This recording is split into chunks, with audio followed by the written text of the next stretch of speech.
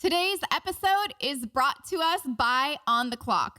On the Clock helps unite employers with their accountants. So On the Clock delivers an easy and simple solution for accountants, accounting professionals, bookkeepers to access clients' employees' time card data for improved payroll processing experience. And by the way, less headaches for you. Providing time tracking services to more than 10,000 small businesses and counting, On the Clock packs a powerful, guess what, 4.8 average star rating from their users. So this is for independent accountants, bookkeepers, payroll providers. It's completely free for you, and small business owners get a 1-month free trial, and you can provide them a 20% discount. Learn more by visiting ontheclock.com, or by the way, you can download their mobile app or from Google Play or the App Store. And for your clients, this is what some of them might say to you. Deborah is a client of a CPA. She said, "This is a great service recommended by our accountant. It keeps my employees honest and keeps track of time. I don't know what I would have ever done without it." And by the way, her accountant has a lot less stress too. So sign up today for your free account over at ontheclock.com to, number one, expand your business, save you time, and remove some headaches. ontheclock.com. Welcome to the Abundant Accountant Podcast, where all accountants come to learn all the ways to grow your firm. And when you're in doubt, I am here to help you out. So if you're ready to learn and ready to grow your firm, then you're in the right place to sharpen your skills and increase your revenue.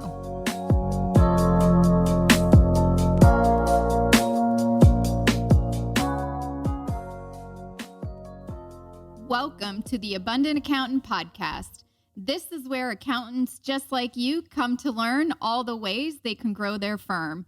So if you're ever in doubt, I and my guests are here to help you out. So if you're ready to learn and ready to grow your firm, then you are in the right place to sharpen your sales skills and increase your revenue so you can feel more confident positioning yourself as the expert. Get consistent, high-quality clients that you always wished you could find, and easily get your prospects to say yes to paying exactly what you're worth and not what people think they can afford. So let's jump into today's episode. We have a very special guest. Our special guest today is Tom Gorczynski. He is an EA, a USTCP, and is a nationally known speaker and educator on federal tax law matters. He's also the editor-in-chief of the EA Journal, which he shares today in a very special story, and he's the co-author of Passkey Learning Systems EA Review Series and co-owner of Compass Tax Educators.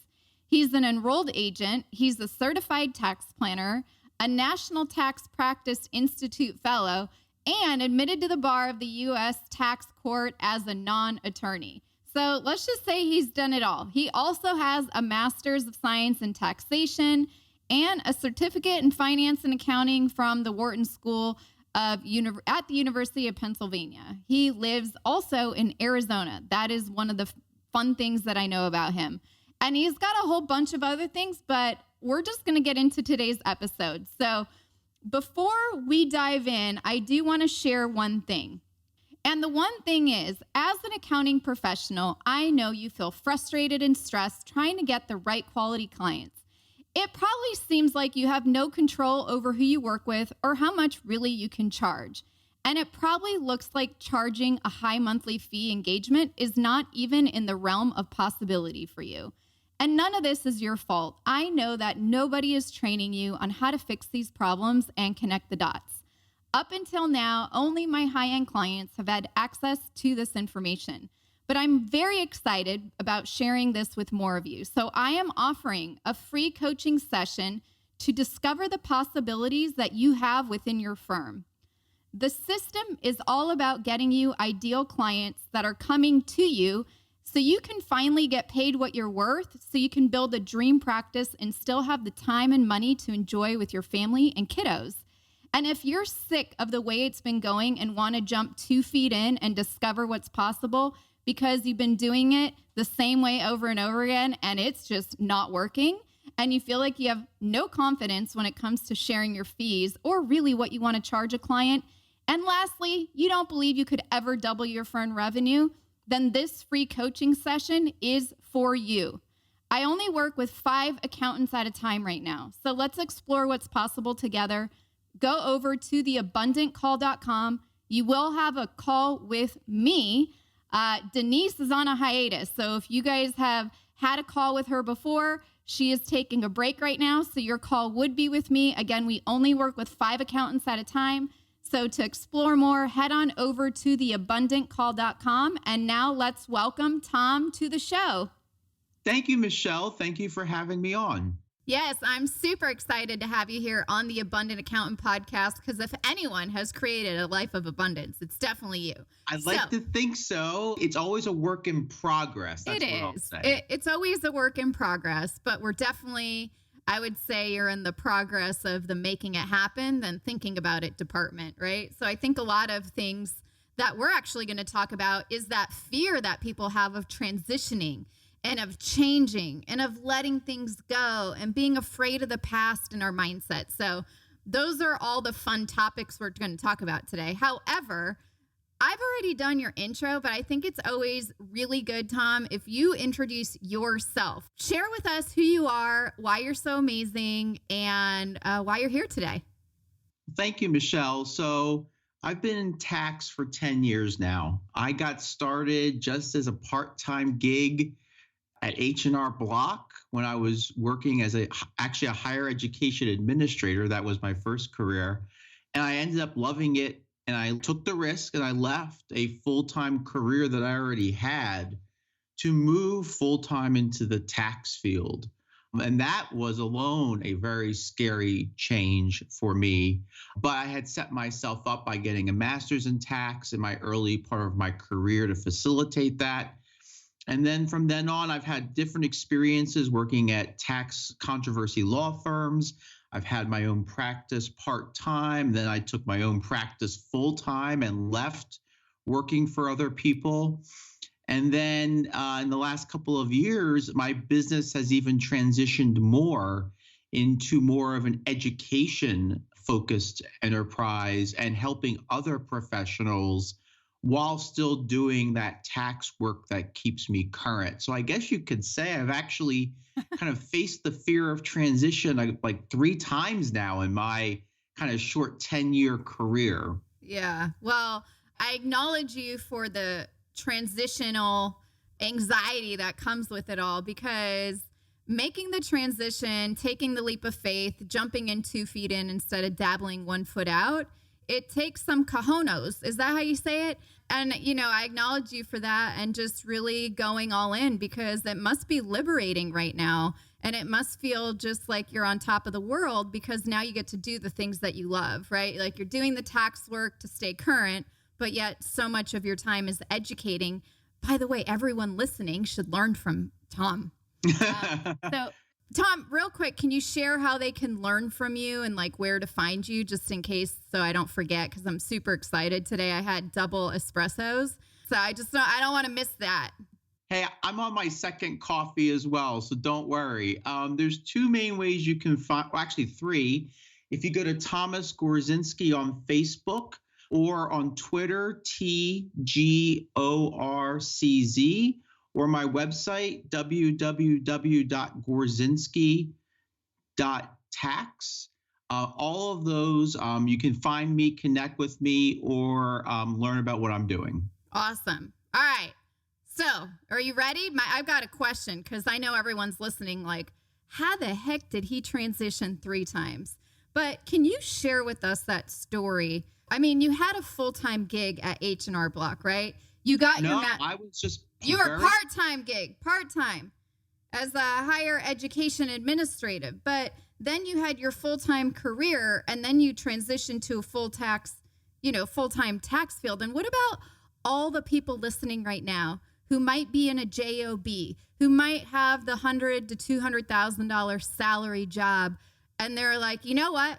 I just don't want to work that much anymore, or I want to put in all this effort and recoup it all for myself. Like, share with us that transitional moment, and, instead of being reactive, how did you take the proactive approach? Yeah, well, I think the most applicable to that situation is my transition when I was kind of working full time at a law firm. And then I switched to being my own practice full time. And that was tough because I was making good money at the law firm. I was doing some side work. I had some side clients. It was growing. And it essentially became almost two full time jobs at some point. It was just too much. And working in law firm life is very difficult because it's just like an accounting firm or a traditional accounting firm, it's bill by the hour. So you could do great work for your clients and really help them through some challenging situations. But at the end of the day, if you didn't bill the number of hours the partners or owners expected you to bill, you failed in their view. Even when you're looking at your billing rate times the hours you charge, and you're like, I've covered my salary at least triple, right? With the work I've done, they still want to see like the billable hours. And that's just not how I want to live my life. And so I decided, you know what? It's time to change, time to make a transition. And if I go at this full force, I just had the confidence to know that abundance will come to me, that I will just be able to make it happen. And every time in my life I faced that transition, whether it's moving from, my prior career to tax or from working for somebody else to being my own full-time employee for myself, I've always succeeded because I feel like because I let it happen. If I had tried to piecemeal it or not make it happen or resist it, I feel like it just would never have come together for me. I had to take the leap for it to work. Mm-hmm. And I think that goes into the mindset stuff. And with that type of mindset, I have a similar mindset, Tom, where you have the confidence to know, that the abundance will come to you and you'll succeed because you will let it happen. But how did you even get to thinking that way, right? Like, what did you have to let go of or some beliefs from before to shift into that, mindset? Because you did not want to live that life. Like you said, you weren't going to live, I'm going to just bill these hours to make these partners happy. That's the traditional way of doing it. But how did you make that mindset transition for someone listening who's like, Tom, that sounds great. That's exactly what I want. That's what I'm aspiring to be like. I've seen how you've grown. Maybe they've followed your journey. But what are some actionable steps or things that they can do like right now? Why wait, right? I'm always about the now. There's no time better than the present that they could implement that you found extremely helpful for you, as the accountant EA that you are. Well, a couple things. The first thing I would say is you, have to acknowledge that the resistance at its core is fear. It's a fear of change and a fear of the unknown. And until you recognize that it's fear, you don't know how to move past it. The second thing that you need is a plan. And I don't mean a 10-year plan, because a 10-year or 5-year plan are just ways to further resist the change. Oh, Yep. I want to get this done, but I'm going to do it over 5 years. I'm going to do a slow transition. Well, that's really not doing it, in my opinion. I love that, Tom. It's so true. Grab the bull by the horns, as they say, and do it. So when I say make a plan, make a 1-year plan. I'm not saying, literally walk into your office tomorrow, put a resignation letter on your boss's desk and say, I'm going to create my own firm, and walk out and say, okay, what do I do now? You need to have a short-term 6 to 9 month plan, a year at the most, but have action steps along the way every month. How can I meet this goal of transition with monthly benchmarks? Because if you don't hold yourself accountable each month to moving towards that vision, you're never going to reach it, because you'll always be like, oh, I have a new client that wants me to pay me $5,000 to do this work. I'll take care of this transition later, right? Because we always want money distracts us, clients distract us. world circumstances, our families, they all can get in our way of making this change. And so you have to commit to it. Like, this is the first thing I need to worry about every day, is how I'm going to implement this transition. And then what are the actionable steps I can do right now within this month to move me towards my long-term goal? So number one, to recap, acknowledge the resistance, which I think is the most important thing, because at its core is fear, right? It's a contracting thought, right? There's a small percentage of people that choose to move forward and thrive right now, Tom, or just in general. But majority of people, you're in a contracting mindset. And I have a lot of enrollment calls with all of you listening. And I hear it. Oh, well, I'll wait a few more months. It's like, how long have you been waiting? Right? And that's what Tom's talking about. And that's like the grab the bull by the horn. You do need a plan, but I even think, 3 to 6 months. Look how fast the world turned upside down in 2020. Like, if you plan anything more than 6 to 12 months out, all of that could change. And I like how you're sharing, you have to hold yourself accountable. So, just like you have meeting with your clients, I have meetings with myself. I'm like, okay, what did I say I was going to do? And I do that weekly, actually. But what, did you have a third thing as to, how this abundance came to you? Yeah. And I think the third thing to consider is, don't let a fear of lack of money be your block. Because whenever we make career changes, we have resistance on many levels for, why we don't want to do it. But the one reason, at least I told myself the most, and probably many listeners would feel the same way, is I have a fear that I'm going to make less money. I have a fear that I'm not going to make it, and I'm going to struggle to pay my bills, to do this or to do that. And my experience has been, and is to acknowledge, there is always a risk whenever we do make change. But I've always found that when I've let myself go enough to go ahead and make that change, money and clients and a successful attitude in the new venture or the new phase of my business has always just come naturally to me. And so I really feel very strongly about releasing the past, releasing those negative perspectives. That reactive approach naturally brings what you're seeking to you. And I know that sounds new agey or something like that, but it's just the way my life has always been in practice. Yeah. There's always been a fear. The fear's always been around money. And then I've always done better financially for having made the shift. Yeah. And so you can't let the fear of going broke, having less money, having less clients at the beginning restrain you from where you could be, which is 2, 3, 4, 5 times the amount you were making in the old reactive way, or if you're working for another firm. Yeah.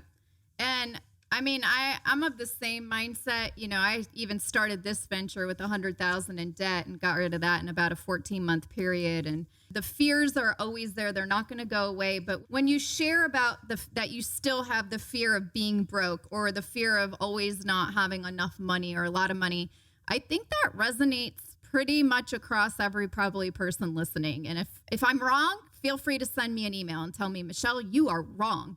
But Tom, what did you do, with the accountant hat? Because I could share my stories all day, and, you all know I'm not an accountant, but how did you say, you know what, I'm going to risk this, right? I'm going to take a risk and make the change and see what happens. Because I always know betting on yourself is your odds are a lot higher than going to Vegas or the stock market, right? Because you have full control over the results. But this fear of being broke still's in your head. It's how you were ingrained. This stuff is from our childhood that is ingrained in us if you have similar fears to Tom. Is there are you listening to meditations? I know you're talking a lot about new age stuff, but someone listening might be, well, how do you get rid of that? Or how do you acknowledge it and then set it aside? Because it's honestly something you can't get rid of. Sorry to bring the bad news to you all, but that's always going to be in the back of your head. It's more of, how do I take it, say, oh, hi, fear of being broke. Yes, that is an accurate one. Yep, that was from about 10 years old. I'm going to move you to the left, and I'm going to go right and keep moving forward. What do you do? Yeah, I think that when we live in fear, we live in our heads and we overthink and overanalyze situations. And that's what paralyzes us from moving forward.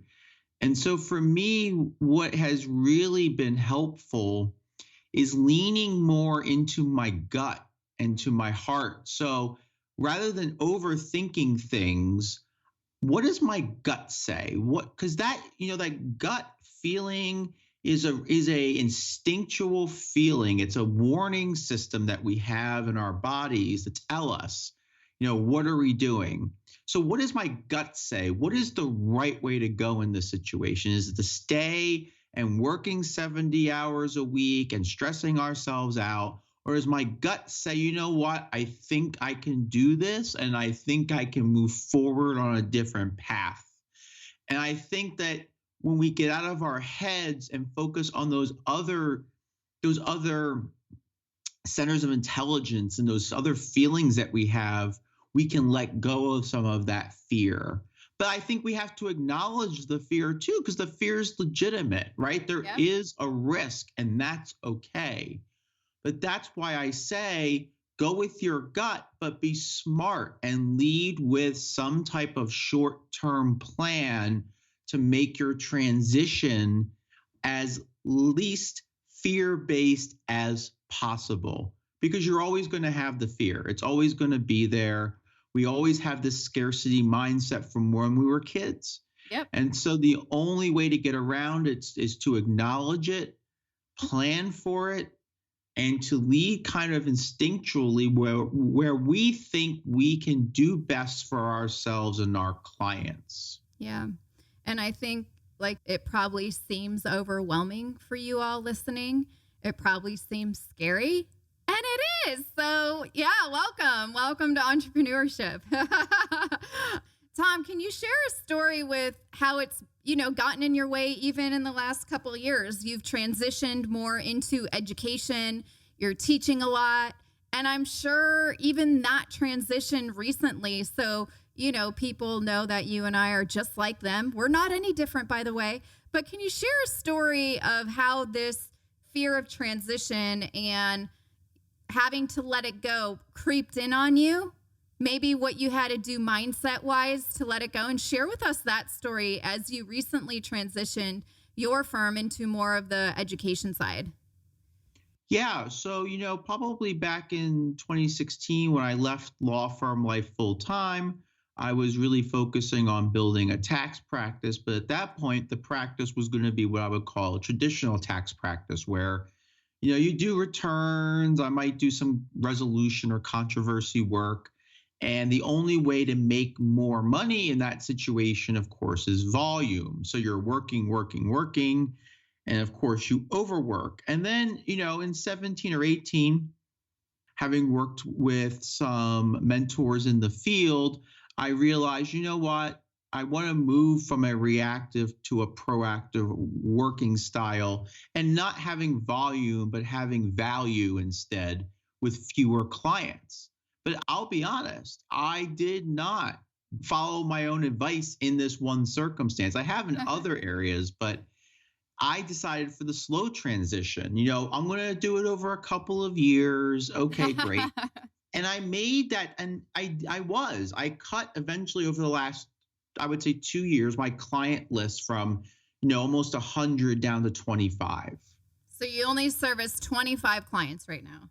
Currently right now, yeah. And, the benefit of that is it leaves more time for me to do money-making activities in the other areas of my life. So it could be speaking at a seminar, or it could be writing articles, for example. Now, did my tax practice income go down significantly? Well, you know what? It turns out when I cut doubled my rates, which is what I did after the first year, did I lose clients? Yeah, but I actually made about the same amount of money. Yep. And then my second, kind of way I left some clients was I decided, look, they just don't have the same working style that I do, because I want easy to work with clients who provide good value for the fee I can charge for their work and don't cause me anxiety. Because to me, that's actually the most important thing. So, you could be a really lucrative client, but if you take up a lot of my time, you cause me anxiety, taking up time in a good sense is you want to be proactive about your tax work, that's fine. But if it's not good energy or vibes, even if it is a high value client, I'm just not interested. I think that one thing I've learned to do over the last couple of years is, and this is my new mindset, everything new I take on means something else has to go away. Like you're cleaning out a closet. Yeah. So, for example, I was recently appointed editor-in-chief of the EA Journal, which is the publication of the National Association of Enrolled Agents. Yeah. Well, I knew this was going to be a time commitment. So before I accepted to myself, and I made a decision. What piece of what I'm doing now am I going to let go? Because as accountants, we tend to accumulate clients, accumulate work, but we never consider letting them go. I want to stay at a certain level of work for my life-work balance. I try not to work on weekends when I can avoid it. I try not to work past 5:30 or 6 o'clock when I can avoid it. That's just the way I want to work. And so in order for me to take on new and exciting projects, that means I have to let things go that I don't necessarily want to do, or it could be things I do like doing. But the reality is I only have 24 hours in a day. That's it. You're not special. You don't have extra. I wish I did, right? And I can't spend all 24 hours working, nor do I want to. Because when you have too much on your plate, nothing gets done well. Everything gets done poorly or in a mediocre manner. I would rather have much less get done at the quality that I expect of myself. Yeah. And so really, if you take that mindset of my career or my work is a plate and there's boundaries, you can't put more on there than can be supported by the actual plate itself. So if I'm going to put more on, something's got to come off. And the idea is I'm taking off things that are lesser value and putting on things that are higher value. And that could be monetarily, or it could just be because it's how I view my career.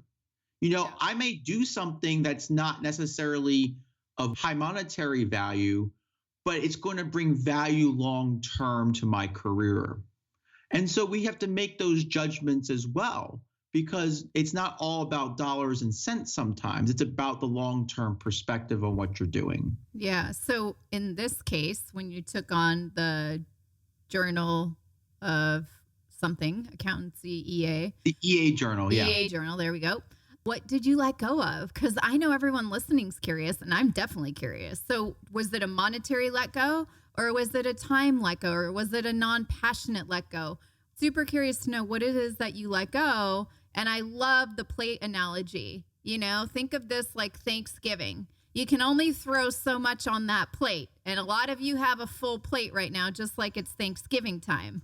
And, we have to remove the mashed potatoes, or you have to move the green beans to put more turkey or ham on the plate. So what did you let go of?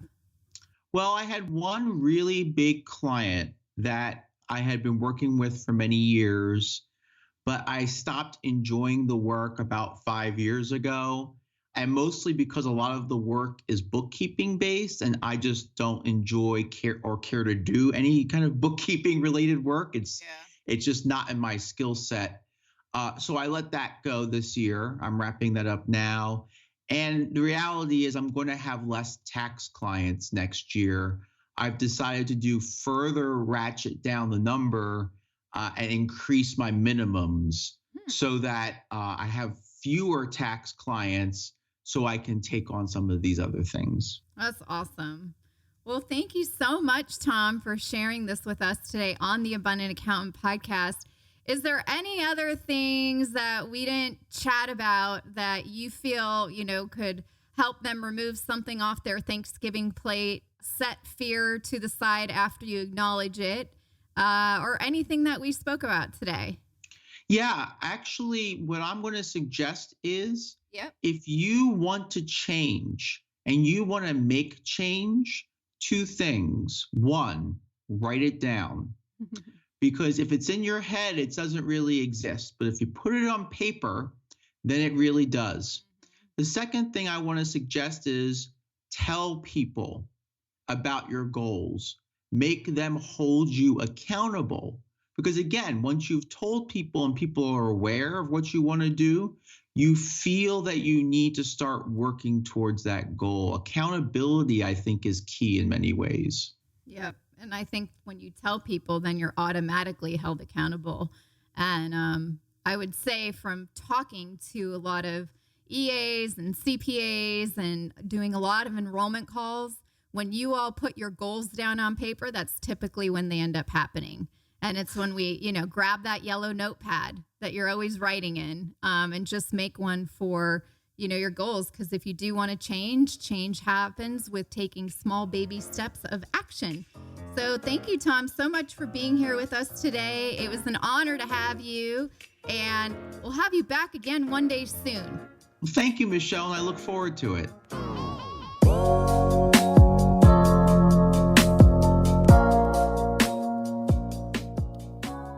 Thank you all so much for joining us here on the Abundant Accountant podcast. If you want to follow Tom, again, you can go to his Twitter, you can go to his Facebook, or you can go to www.gtax.biz, or you can also go to www.taxcoachsavings.com and follow his journey, because I'm excited to see what his next fear block's going to be and what he's going to have to take off your plate.